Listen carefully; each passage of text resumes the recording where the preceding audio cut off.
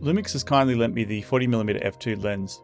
What jumped out to me immediately was its size, and in my endless pursuit for squeezing as many lenses into my bag as possible, I had to ask, could this possibly replace the 35 and 50mm 1.8, maybe freeing up some space for more activities?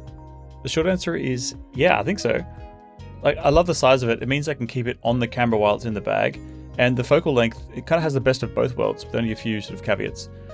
I simulated a few work style situations just to test it out, but let's have a quick look at the features. The lens physically has a programmable focus ring, a focus toggle switch, and a programmable button. There's no lens hood, and I don't see where one can attach, and the thread for filters is 62mm. I used this as an excuse to test out the hybrid focus settings, setting the programmable lens ring for digital zoom, and then the button as a zoom lock to turn off the ring. I definitely need to experiment with this more. I'm sure some people have some really crazy, efficient, and cool setups.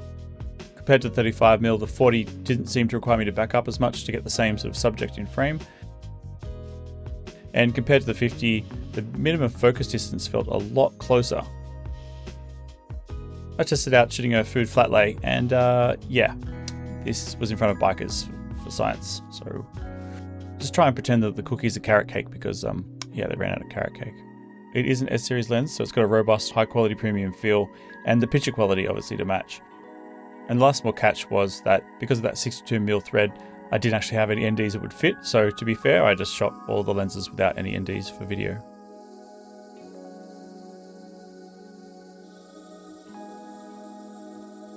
I wanted to just shoot something in low light and just get some experience with the lens, and this is what we shot in 20 minutes.